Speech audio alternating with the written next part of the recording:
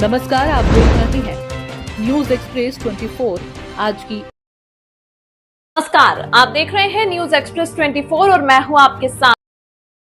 सूरत शहर के भेस्तान आवास में एक ऐसी वारदात सामने आई जिसने पूरे इलाके को दहशत में डाल दिया। नशे के कारोबार से जुड़ा एक सिरफिरा युवक अरबाज बिल्ला, जिससे इलाके के लोग उसके आपराधिक रवैये के लिए जानते हैं, 2 निर्दोष युवकों पर धारदार हथियार से हमला किया। हमले की वजह बस इतनी कि दोनों युवकों ने उसे नशा करने के लिए पैसे देने से इनकार किया था और हर गली में सिर्फ एक ही नाम गूंज रहा है, अरबाज बिल्ला। घटना सुबह करीब 10 बजे की है। बेस्तान आवास की 53 बिल्डिंग के पास युवक बैठे थे। अचानक वहां पहुंचा अरबाज, दोनों से पैसों की मांग की और जब मना किया तो बेखौफ होकर जेब से निकाला धारदार हथियार और वार करने लगा। दोनों लहूलुहान होकर गिर पड़े। चीख सुनकर आसपास के लोग दौड़े, हमलावर भाग निकला। दोनों घायलों को तुरंत नए सिविल अस्पताल में भर्ती कराया गया, जहां इलाज जारी है। एक घायल युवक की पत्नी ने पुलिस को बयान दिया और कहा कि अरबाज बिल्ला बार बार मोहल्ले में आता है और नशे के लिए पैसे की मांग करता है और मना करने पर हमला करता है। कई बार शिकायत करने पर भी पुलिस ने सिर्फ आश्वासन दिया। पुलिस सूत्रों की माने तो ये वही अरबाज है जिसके खिलाफ पहले भी कई छोटे बड़े आपराधिक मामले दर्ज हो चुके हैं, जो आज भी खुलेआम घूम रहा है। लोगों का आरोप है कि डिंडोली पुलिस की लापरवाही और हफ्ताखोरी के कारण अपराधिक सिर उठाकर चल रहे हैं। अब पुलिस पर सवाल ये भी कि जब अरबाज जैसे अपराधी पर पहले से कई शिकायतें थी तो आखिर उसे गिरफ्तार क्यों नहीं किया गया? क्या प्रशासन किसी बड़ी वारदात का इंतजार कर रहा था? हमारे संवाददाता की रिपोर्ट के मुताबिक हमले से पहले अरबाज ने पीड़ितों को धमकी दी थी कि अगर शाम तक पैसे नहीं दिए तो जान से मार दूंगा। ये हकीकत में बदल चुकी है। डॉक्टर के मुताबिक हथियार की चोट गहरी है। घटना के बाद भेस्तान आवास में दोनों लोगों का गुस्सा फूट पड़ा। पुलिस चौकी के बाहर विरोध किया और मांग की कि ऐसे अपराधियों पर सख्त कार्रवाई हो। महिलाओं ने कहा कि बच्चों को घर से बाहर भेजने में डर लगता है। पूरे मामले ने न केवल भेस्तान आवास की सुरक्षा पर सवाल उठाए बल्कि प्रशासन की निष्क्रियता पर भी सवाल खड़े किए। कानूनी रूप से देखें तो भारतीय दंड संहिता की धारा 307 के तहत मामला दर्ज होना चाहिए और 324 के तहत भी। इसके अलावा एनडीपीएस एक्ट यानी नशीले पदार्थ से संबंधित कानून के तहत भी जांच जरूरी। अब सवाल है कि क्या सूरत पुलिस धाराओं के तहत कार्रवाई करेगी या फिर अरबाज बिल्ला जैसे अपराधी फिर किसी घटना को अंजाम देंगे? नए सिविल अस्पताल में भर्ती पीड़ित के परिजनों ने न्याय की मांग की है। उनका कहना है कि अगर पुलिस ने पहले कदम उठाया होता तो ये वारदात अब नहीं होती। इलाके में डर, गुस्सा और सवाल तीनों हैं, पर जवाब नहीं मिला। हमारे सहयोगी ने मामले पर पुलिस अधिकारी से बात की। सुनिए क्या कुछ कह रहे हैं अब अधिकारी। કેમ હત્યા કરવામાં આવી હતી? ઉધના પોલીસ સ્ટેશન વિસ્તારમાં જે બાકીના બ્રિજ છે એની પાસે જે વ્યક્તિ રહે છે મોહમ્મદ આમિર આલમ રહે એજન્ટ, જેમની ઉંમર છે આશરે 26ની આસપાસ, એ અને જે મરણ જનાર છે એ અને એમના મામા જેઓ મોહમ્મદ ઇફ્તિખાર વાજીદ અલી, જેમનું મૂળ વતન બાલુઘાટ બિહાર છે, તે બંને જણા એક જ મકાનમાં ઉધના પોલીસ સ્ટેશન વિસ્તારમાં રહેતા હતા.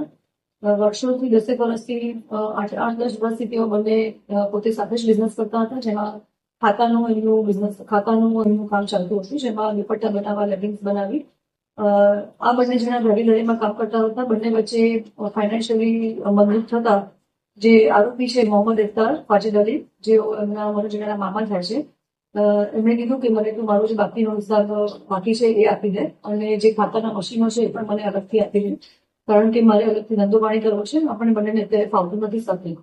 જે મરણ જનાર છે ગવર્નર છે મોહમ્મદ આમિર આલમ, જેમણે કહ્યું હતું કે અત્યારે હું હિસાબ કરવા માટે થઈને સક્ષમ નથી અને સામે દિવાળી પણ આવી રહી છે, તો બધું કામ પતાયા પછી આપણે હિસાબ કરીશું અથવા તો અત્યારે આપણે સાથે મળીને કામ કરીએ. તમારે ઉતાવળ હોય તો અત્યારે હું આ હિસાબ કરી શકું એમ નથી. જે બાબતે વાત કરતા જે આરોપી છે એમના મામા છે મોહમ્મદ ઇફ્તિખાર વાજીદ, તેઓ ગુસ્સે થઈ ગયા હતા અને તેમણે મનમાં જ 1 મહિનાથી પ્લાન કર્યો હતો કે હવે હું આ જે મારું ભાણો છે એનું કોઈ પણ રીતે હું નિકાલ કરી દઈશ. આ બાબતે એણે ઘણું બધું સર્ચ કર્યું, જોયું કે કેવી રીતે મર્ડર થઈ શકશે. આખું સર્ચ કરવાના અંતે એમણે તારીખ 6 ઓક્ટોબરના રોજ બંને એક જ રૂમમાં રહેતા હતા. ત્યાં વહેલી સવારે અગાઉના દિવસે પ્લાન મુજબ એક હરોળ લઈ આવ્યા હતા, જે એનાથી માથા પર વાર કર્યો હતો અને વાર કરી અને જ્યારે મૃત્યુ નીપજ્યું એ પછી જે છરા છે એના વડે એમને બોડીને ડિસ્પોઝ કરી હતી અને એ બોડીને ભરી અને પછી જે ખાડી છે એ ખાડીમાં પણ નિકાલ કર્યો હતો. આ બાબતના સીસીટીવી ફૂટેજ પણ પોલીસે કબજે કર્યા છે. સૌથી પહેલા એક દિવસ અગાઉ અમારી પાસે જે મરણ જનાર છે એમના સગાભાઈ કે બીજા એક્સિડન્ટ ફેમિલી ત્યાં જ આજુબાજુમાં રહે છે અને ધંધો કરે છે, એ લોકો પોલીસ પાસે આવ્યા હતા કે અમારું ભાઈ 4 દિવસથી મિસિંગ છે.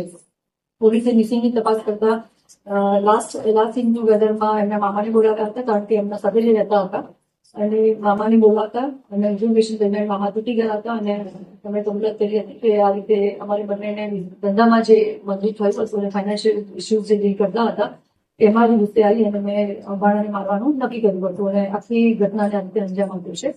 તો મિસિંગમાંથી અમે અત્યારે મર્ડરનો ગુનો પણ દાખલ કર્યો છે.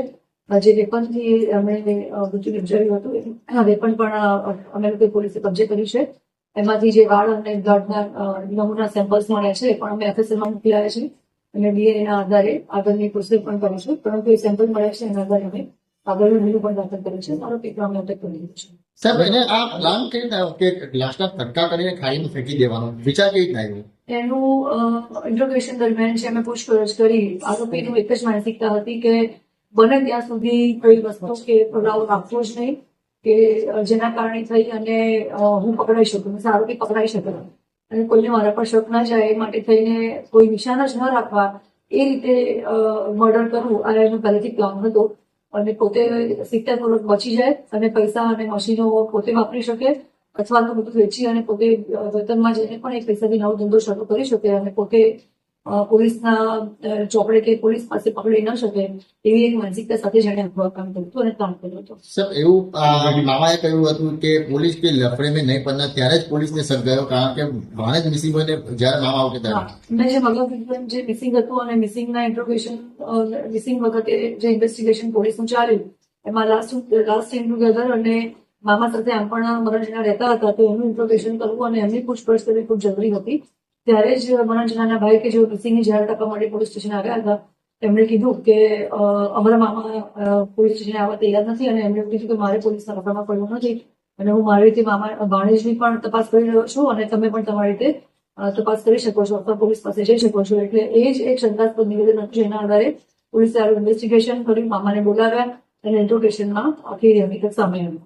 કેટલા કટકા કર્યા છે પ્રાથમિક રીતે સામે? બ્રુટલી મર્ડર કરી છે અને એનો પુરાવાના નાશ કરવા માટે જેણે આ પ્રકારે બ્રુટલી મર્ડર કર્યું અને ડેડ બોડી. અત્યારે લાશના કોઈ ટુકડા મળી આવ્યા છે ખરા? કેવી રીતે સર્ચ કરવામાં આવ્યું છે? અમે લોકોએ FSL ને અને ફાયર બ્રિગેડની ટીમને સાથે રાખી, મ્યુનિસિપલ કોર્પોરેશનમાંથી ફાયર બ્રિગેડની ટીમને સાથે રાખી અને એ લોકોની જે લોકોની પાસે રિસોર્સિસ છે જેમાં બોટ છે, બોટમાં અંદર જેટલા પણ ઇન્સ્ટ્રુમેન્ટ છે એની સાથે આખું ખાડીને પણ ખોલી રહ્યા છે, પાણીને પણ સર્ચ કરી રહ્યા છે અને ટીમો પણ ત્યાં 24 કલાકની બપોર 5 કલાકની એમાં ટીમો ત્યાં કરેલ છે. કોઈ વિડીયો જોયો તો આરોપીઓએ કે સર્ચ કરવાની જે વાત થઈ રહી છે ઘણું બધું એને સર્ચ કર્યું હતું કે કેવી રીતે મર્ડર કરી શકાય, સેફતાઈપૂર્વક આમાંથી બહાર નીકળી શકાય, પોલીસના સતર્ક ના આવી શકાય, પુરાવાનો નાશ કેવી રીતે કરી શકાય. આ બધું જ 1 મહિનાથી એ સર્ચ કરતો હતો, સ્ટડી કરતો હતો અને આખરે એણે અંજામ આપ્યો છે. स्थानीय लोगों का कहना है कि ऐसे बयान वो पहले भी सुन चुके हैं, लेकिन कार्रवाई का असर जमीनी स्तर पर नहीं दिखता. नशे का कारोबार, हफ्ताखोरी और डर तीनों ने मिलकर भैस्तान को अपराध का अड्डा बना दिया. आज ही मामला सिर्फ 2 युवकों पर हमला नहीं बल्कि समाज की सड़ती हुई उस नस पर चोट है जहां नशा अपराध और पुलिस की खामोशी एक साथ पनप रही है. अगर अब भी सूरत प्रशासन नहीं जागा तो अरबाज बिल्ला कल किसी और की जिंदगी निकल जाएंगे. अब नजर घटना से जुड़ी कानूनी और सामाजिक जिम्मेदारी पर. भारतीय संविधान हर नागरिक को जीवन और सुरक्षा का मौलिक अधिकार देता है. जब यह अधिकार पुलिस की निष्क्रियता के नीचे दब जाए तो न्याय सिर्फ एक शब्द बनकर रह जाता. મારું નામ છે જાસ્મીન અખ્તર શેખ. મારું ભેસ્તાન આવાસ. અમે તો જ્યાંથી અમે પેલું નવસારી બજારમાં ઘર તૂટી ગયા ત્યાંથી અમે અહીંયા જ રહીએ છીએ. અમને આ ઘટના થઈ છે 1.5 વર્ષ. આ ઘટના એવી થઈ કે સર અરબાઝ બિલ્લી નામનો છે, એ છે ને તે ગુંડો છે ત્યાંનો. એને એમડી માટે પૈસા મારા હસબન્ડ પાસે કાયમ માંગ્યા કરી. તો આ વખતે મારા હસબન્ડને આપ્યા નથી. એમ કે નમાઝ પઢીને હમણાં જ આવ્યો, થોડીક વાર ઉભો રહે, મેં તને પછી આપા. તો મારા હસબન્ડ પર બોલે નહીં, મેરે કો અભી જ ચાહીએ બોલે. તો એ બાબતમાં મારા હસબન્ડને માર્યો અને પછી હું કીધું કે મારા હસબન્ડ કે હવે તો તને પૈસા નહીં મળે, તો એમ કે તને રાત સુધીમાં પતાવી દઈશ. આવી ધમકી આપીને ગયો. અમે કમ્પ્લેન કરી દિંડોલી પોલીસ સ્ટેશનમાં.